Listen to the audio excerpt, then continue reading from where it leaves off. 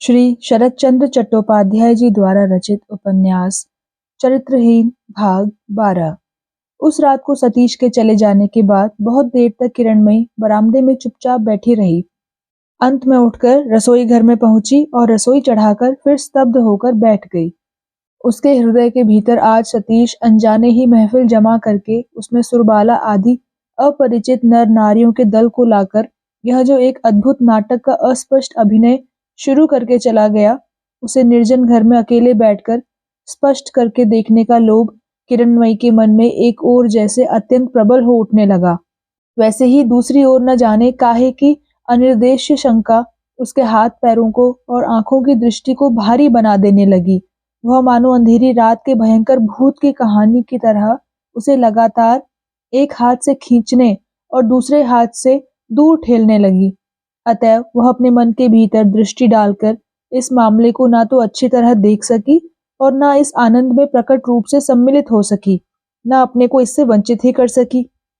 सुनसान अंतःकरण के भीतर उसका कुंठित मन निरंतर यह अनुभव करने लगा कि उसने यहाँ अनाधिकार प्रवेश किया है। इस कारण चोर की तरह आड़ की जरूरत है। अथच इस रंगमंच का विचित्र आने जाने का हर एक पदक्षेप उसकी छाती में लात मारने की तरह ही कष्ट देने लगा, तो भी उसे वह सहती रही। उसकी दोनों आंखों में रोते रोते जलन होने लगी। कहीं वह तीव्र प्रकाश अपने को प्रकट करके सब छिन्न भिन्न न कर दे। इस डर से उसने अपनी जलती हुई दोनों आंखों को जलते हुए चूल्हे के ऊपर प्राणपण चेष्टा से जमाए रखा। किसी तरह सिर उठाकर किसी ओर ताकने नहीं दिया। आज वह चाहे जिस तरह हो, अपनी दुर्निवार अंतः प्रकृति को शांत रखेगी, किसी तरह उच्छृंखल न होने देगी। इस इरादे को पूरा करने के लिए वह प्राणपण से यत्न करने लगी। इसी समय जूतों की चरमराहट से चौंक कर उसने देखा, दरवाजे पर डॉक्टर अनंग मोहन खड़े हैं। किरणमयी सिर पर का आंचल बहुत सा आगे खींचकर उठ खड़ी हुई। यह देखकर डॉक्टर ने भौहें सिकोड़ ली। इसके पहले डॉक्टर ठीक इसी जगह पर अनेक बार आकर खड़े हो चुके हैं और किरण के कमल कोमल हाथों की बनी रसोई के लोभ में अतिथि होने का आवेदन जताकर बार बार विनोद कर गए हैं। उस पुराने परिहास की पुनरावृत्ति की कल्पना करके ही किरणमयी का चित्त तीखा हो उठा। वह कठिन होकर उसी की प्रतीक्षा करके खड़ी रही, लेकिन डॉक्टर ने दिल्लगी नहीं की। क्रुद्ध गंभीर मुख से कुछ देर चुप खड़े रहकर कहा, 10-12 दिन बाहर रहना पड़ा, इसी से हारान बाबू के लिए बहुत चिंतित हो उठा था, लेकिन यहाँ आकर देखा घबराने का कुछ भी कारण नहीं था। किरण ने गर्दन हिलाकर कहा, जी नहीं, वह अच्छे ही थे। डॉक्टर ने कहा, अच्छे रहें यही अच्छा है, तो अब मेरी जरूरत नहीं है ना? किरण ने इसके उत्तर में भी गर्दन हिलाकर कहा, जी हाँ। डॉक्टर ने कहा, लेकिन तुम लोगों को जरूरत ना होने पर भी मेरी जरूरत अभी बनी हुई है। केवल यही कहने के लिए मुझे इतनी दूर आना पड़ा है। किरण ने सिर उठाए बिना ही, अच्छा तो है, माँ अभी तक जाग रही हैं, उनसे कहना चाहिए, मुझसे कहना बेकार है। डॉक्टर का मुख बहुत ही भयानक हो उठा। उसने फिर कहा, मैं उन्हीं के पास से आ रहा हूँ। वह भी कहती हैं कि अब मेरी जरूरत नहीं है। मेरी जरूरत नहीं रही यह मैं भी समझ गया हूँ, लेकिन डॉक्टर की विदाई तो अभी बाकी पड़ी है, उसे भूलने से कैसे काम चलेगा? किरणमयी चुप रही। डॉक्टर ताने के तौर पर कहने लगा, आज 5-6 महीने के बाद तुम यह भार लोगी या तुम्हारी सास लेगी, यह तुम्हारे तय करने की बात है, तुम जानो। लेकिन जाओ कहने से ही तो डॉक्टर विदा नहीं हो जाता किरण। आज डॉक्टर के मुंह से एकाएक अपना नाम किरणमयी के कानों के भीतर तीर सा आकर लगा। वह इस तरह कांप उठी कि उस धुंधले प्रकाश में भी डॉक्टर ने उसे स्पष्ट देख पाया। किरणमयी ने धीमे स्वर में पूछा, क्या चाहते हैं आप? रुपए? डॉक्टर ने हंसने का भान करके कहा, आप क्यों कहती हो किरण? यहाँ और कोई तो है नहीं, तुम कहने में भी कोई दोष ना होगा। लेकिन जरा सुनो तो, इतने दिन मैंने क्या चाहा था? वह क्या रुपया पैसा था? किरणमयी के सारे रोए खड़े हो गए। डॉक्टर ने कहा, यह कहना कठिन है कि मैं रुपए नहीं चाहता। इस समय जब तुम्हारा हाथ खाली नहीं है, कोई अभाव नहीं है, तब रुपए देकर ही विदा करो। मैं दोनों ही तरफ से अपने को ठगाने के लिए राजी नहीं हूँ, किंतु इसके लिए मैं तुमको धन्यवाद देता हूँ कि इतने दिन बाद तुमने मेरे मन की बात जान ली। तुम्हें अब और अधिक नाराज नहीं करूंगा। मैं पूछता हूँ कि क्या कल एक बार आ सकता हूँ? किरण ने यह स्पष्ट रूप से समझ लिया कि यह आदमी मन ही मन कैसी आग में जल रहा है और ये बातें उसी आग की उड़ी हुई चिंगारियां हैं। फिर भी उसने सिर उठाकर शांत और दृढ़ स्वर में कहा, आप जरा खड़े रहिए, मैं भी आपकी विदाई लाए देती हूँ। इतना कहकर ही वह बगल के दरवाजे से तेजी के साथ भीतर चली गई। अब डॉक्टर मन में शंकित हो उठा। किरण को वह जानता था। वह कहाँ क्या लेने गई है? एकाएक इतनी रात को क्या असंभव कांड करके कौन सा हंगामा खड़ा कर देगी? यह दुश्चिंता उसी घड़ी डॉक्टर के मन को एक भारी बोझ की तरह छाप बैठी। किरण चोट खाकर चली गई है, लौट आकर बदले की निर्दय चोट अवश्य करेगी।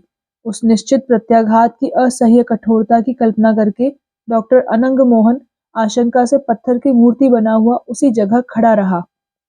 किरण के लौटकर आने में देर नहीं लगी। उसने चुपचाप सिर नीचे किए आंचल में बंधे हुए अपने कुछ गहने डॉक्टर के पैरों के पास डालकर धीरे धीरे कहा, यह लीजिए। आपका दावा कितना है उसका हिसाब इतने दिन बाद करना वृथा है। उतना समय भी मुझे नहीं है, उतना धैर्य भी मैं न रख सकूंगी। जो कुछ मेरे पास था सब आपको ला दिया है। इसे लेकर मुझे छुटकारा दीजिए और जाइए। डॉक्टर का मुंह उतर गया। वह चुपचाप खड़ा रहा। किरण ने कहा, अब आप किस लिए देर कर रहे हैं? विश्वास कीजिए, अब मेरे पास कुछ नहीं है। सब ले आई हूँ। रात हो रही है, आप विदा हों। डॉक्टर ने डरते डरते कहा, मैंने तो तुम्हारी देह के गहने नहीं मांगे थे, सिर्फ रुपए मांगे थे, वह भी। किरण अत्यंत असहिष्णु भाव से कह उठी, गहना भी रुपया है, यह समझने की अवस्था आपकी हो चुकी है। अनर्थक बहाना करके क्यों बेकार देर कर रहे हैं? अब की डॉक्टर जोर से सिर हिलाकर कह उठा, ना, मैं किसी तरह यह सब नहीं ले सकूंगा। किरणमयी पास ही बैठ गई थी। बिजली के वेग से उठकर खड़ी हो गई, बोली, क्यों नहीं ले सकेंगे?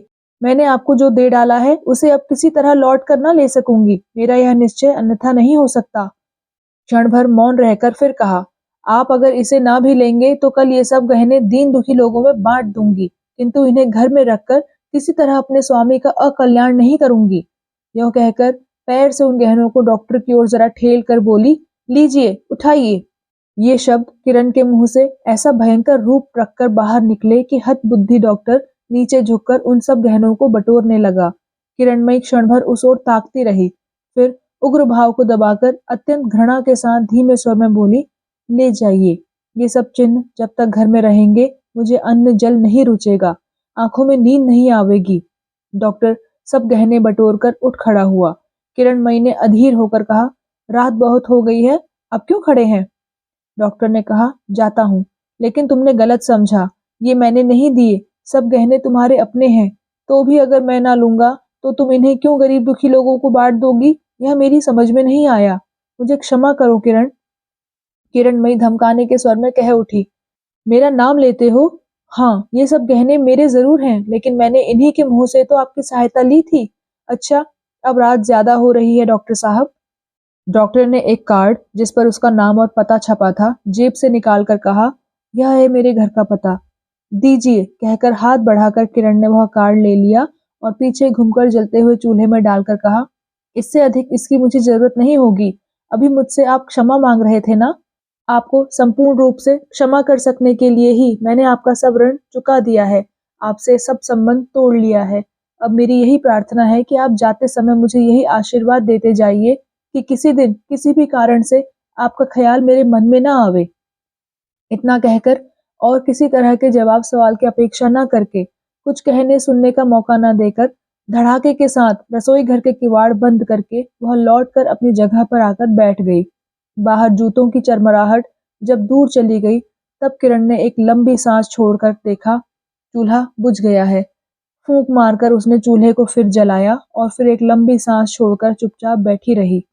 प्यास से गला सूख रहा था तो भी उससे उठा नहीं गया। उसे जान पड़ने लगा जैसे बाहर के अंधकार में तब भी कोई आतंक उसी की ओर हाथ बढ़ाए अपेक्षा कर रहा है। छाती के भीतर ऐसी धड़कन होने लगी कि उसने उसे दोनों हाथों से जोर से दबा लिया। इस विदाई का काम उसे एक ना एक दिन पूरा करना होगा, यह वह निश्चय से जानती थी। कारण जितना ही उसने सोचा है कि यह छाती का पीपल उसके सारे शरीर को अपनी जड़ें जमाकर क्रमशः मजबूती से जकड़ता जा रहा है, उतना ही उसका मन तिक्त विषाक्त हो उठा। तथापि इस विभत्स बंधन के फंदे से अपने को छुड़ा लेने के लायक जोर उसे अपने में कभी किसी तरह ढूंढे नहीं मिला। इसी तरह दिन बीतते गए। दिन रात सहन किया है, लेकिन कुछ कर नहीं सकी। वह इतना बड़ा कठिन काम कैसे इतने सहज में हो गया?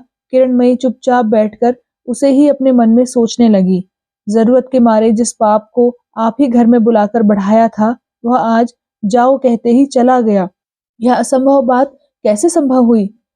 मान मनोवल, खुशामद, रोआ धोई, बिछोह का मर्मस्पर्शी अनुनय विनय आदि इस काम में अवश्य होने वाली बातें तो जिनकी केवल कल्पना ही उसके हृदय में गर्म लोहे की सेल चुभोती रही है, बाकी ही रह गई।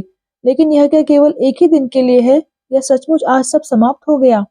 एकाएक दरवाजा खोलने के शब्द से चकित होकर सिर उठाकर किरण ने देखा, मेहरी कह रही है, चूल्हा तो बिल्कुल बुझ गया है बहुरानी, रात भी तो कुछ कम नहीं हुई। किरण ने चटपट खड़े होकर पास जाकर धीरे से पूछा, डॉक्टर हैं या चले गए?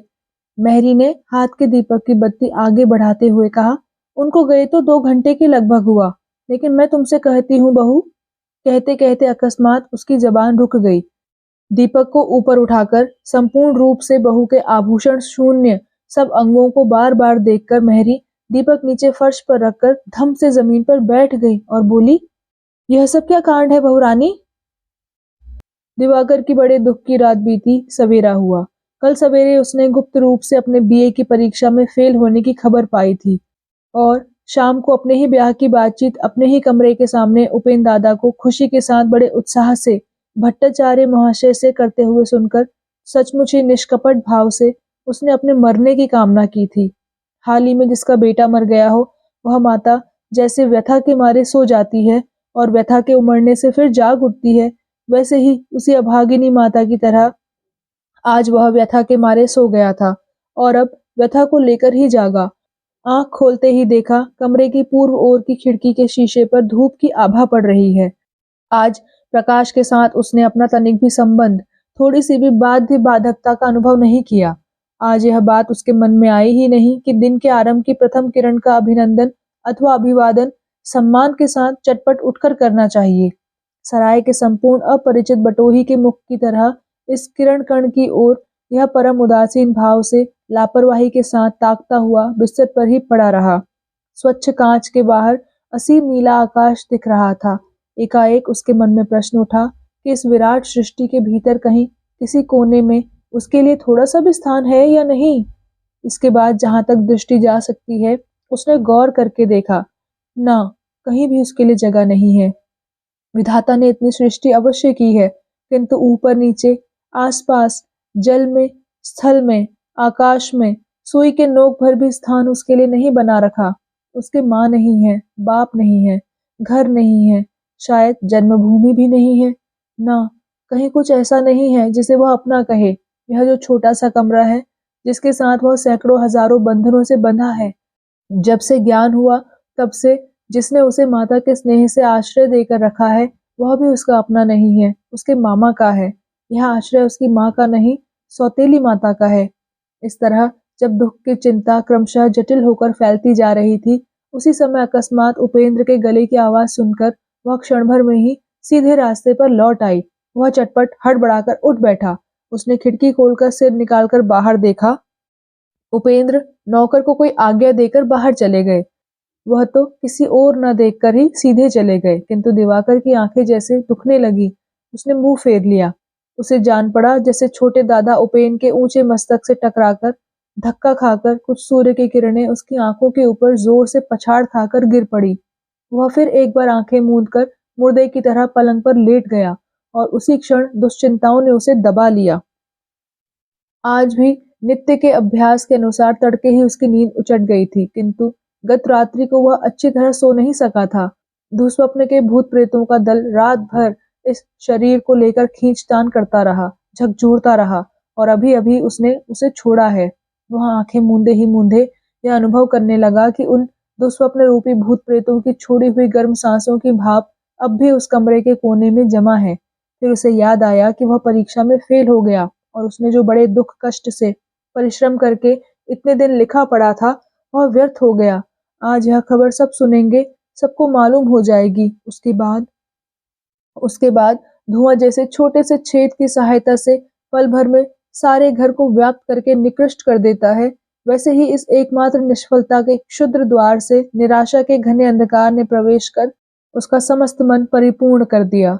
लगभग 8 बजे का समय है। दिवाकर दोनों हाथों की मुट्ठी बांधकर उठ बैठा और बोला, नहीं, किसी तरह नहीं।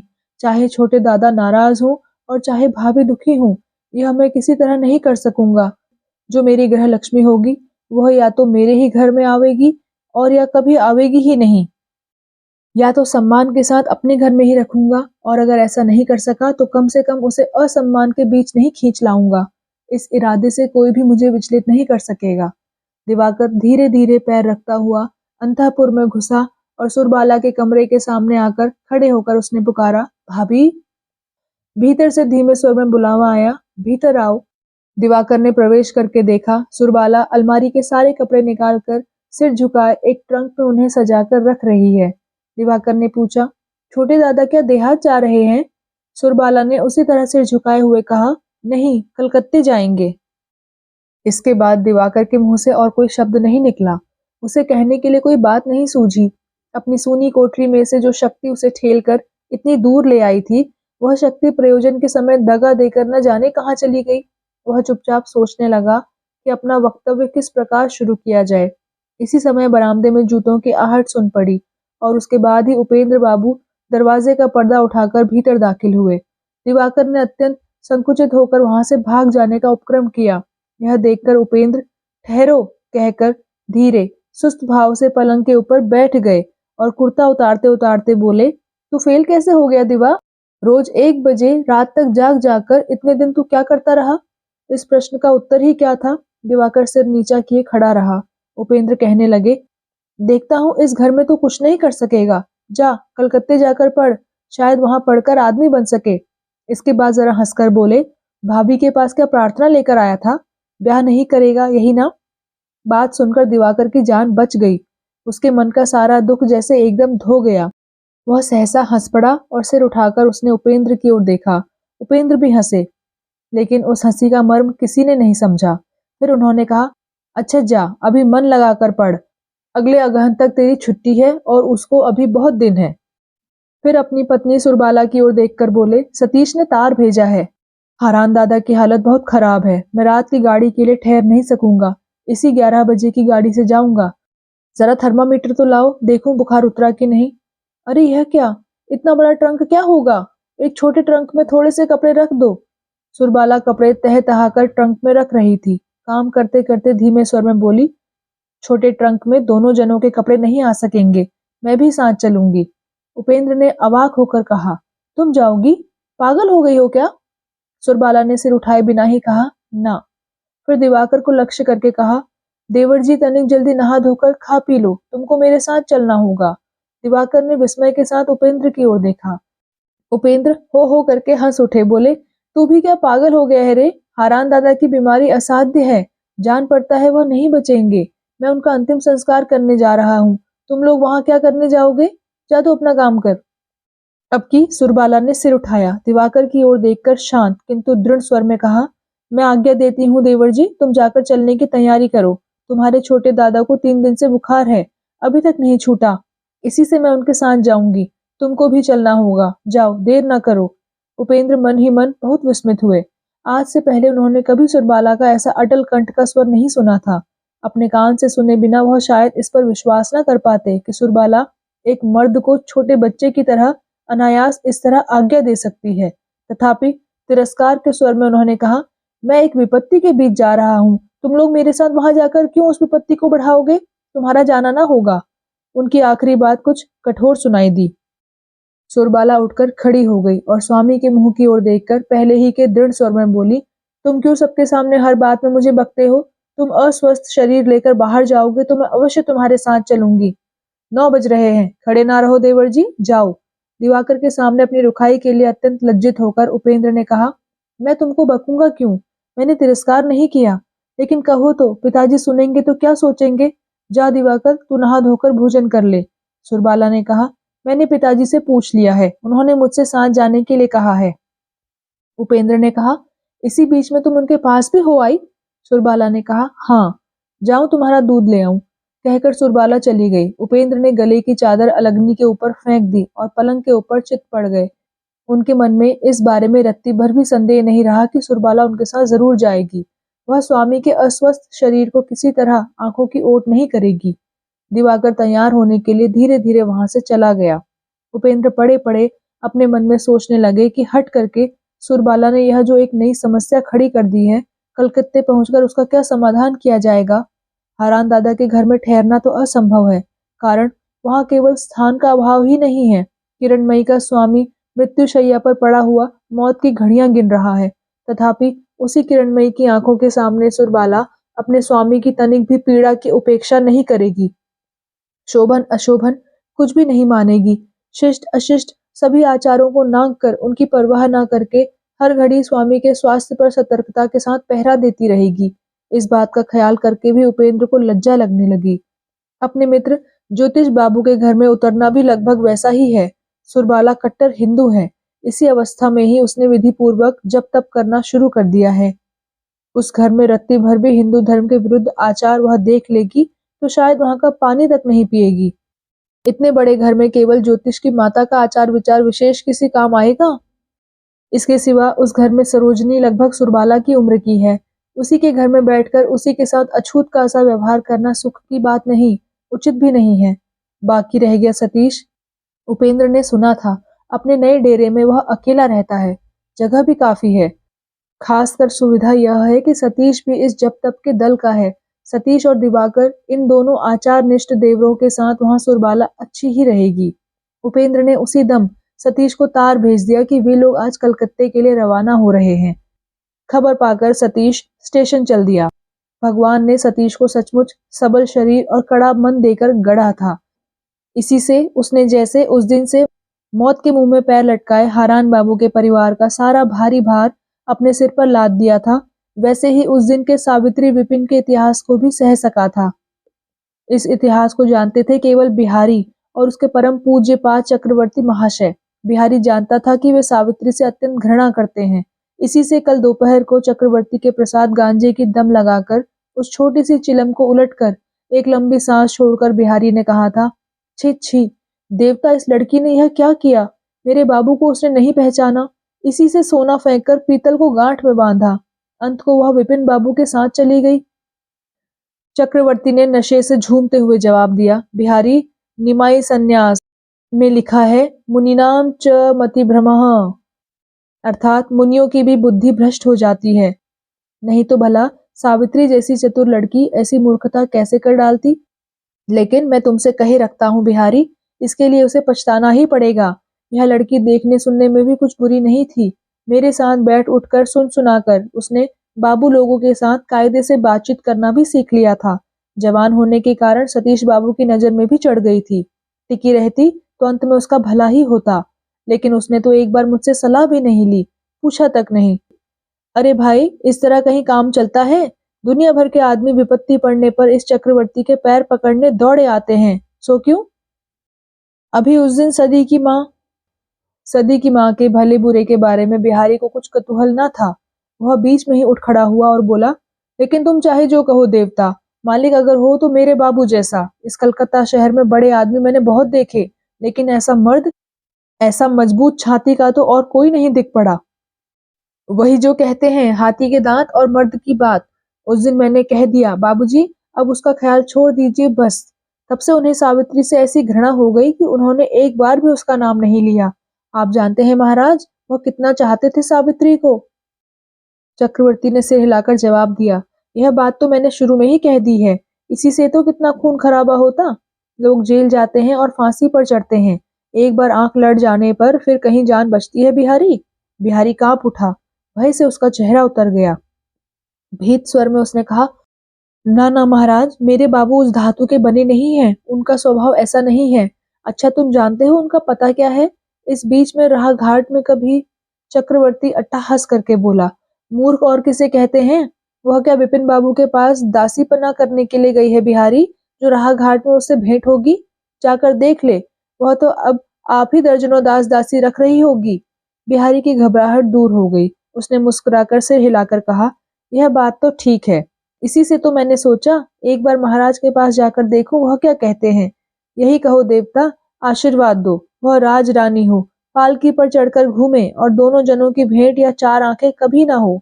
इतना कहकर आनंद की उमंग में चक्रवर्ती के चरणों की रज माथे से लगाकर बिहारी वहां से चल दिया। अब की जब से कलकत्ते आया तब से सतीश जब डेरे के बाहर जाता था तो जब तक वह लौट कर नहीं आ जाता था तब तक बिहारी भाई के मारे व्याकुल और चिंतित ही बना रहता था। वह डरा रहता था कि कहीं सावित्री से उसकी भेंट ना हो जाए। सतीश बड़ा ही क्रोधी स्वभाव का है। यह बात वह घर की एक पुरानी दासी से सुन आया था और यह भी इतनी बड़ी अवस्था में उससे छिपा नहीं था कि सावित्री ने जितना बड़ा निंदित और बुरा काम किया है, धोखा दिया है, उससे मार-धाड़ और खून खराबा हो सकता है। केवल यही संभावना उसके दिमाग में नहीं समाई कि सावित्री उसी दिन दास-दासी लेकर पालकी पर चढ़कर घूम फिर सकती है। आज चक्रवर्ती के मुख से आश्वासन पाकर वह निश्चिंत हो गया। उसकी बेचैनी जाती रही। सावित्री के ऊपर उसका जो विषम क्रोध था, वह शांत हो गया। वह निरुद्वेग होकर राह में चलते-चलते हर घड़ी यह आशा करने लगा कि एक बहुत बड़ी घोड़ा गाड़ी पर राजरानी के वेश में बैठी हुई सावित्री शायद उसे दिखाई पड़ेगी। सावित्री को सचमुच बिहारी बेटी की तरह स्नेह करता था। वह क्या है या किस राह में उसका रानी होना संभव है, ये सब अनावश्यक प्रश्न उसके मन में स्थान ही नहीं पाते थे। सदा से सावित्री उसके परम स्नेह की, परम श्रद्धा की पात्री है। यह ख्याल करने में भी लज्जा और संकोच से उसका सिर नीचा हो जाता था कि सावित्री एक दुखिया की तरह उस जैसे लोगों के साथ एक पंक्ति में खड़ी होकर दास वृत्ति करती है। तथापि उस दिन से हृदय में बड़ी व्यथा और दुख पाकर ही वह सावित्री के ऊपर रुष्ट हो उठा था। किंतु आज जब उसने सुना कि सावित्री उसके मालिक की राह का कांटा, सुख की बाधा नहीं है, तब वह शुद्ध हृदय से बार-बार सावित्री को आशीर्वाद देने लगा कि सावित्री सुखी हो, उसके सुख भोग में कोई बाधा न पड़े, वह राजरानी हो।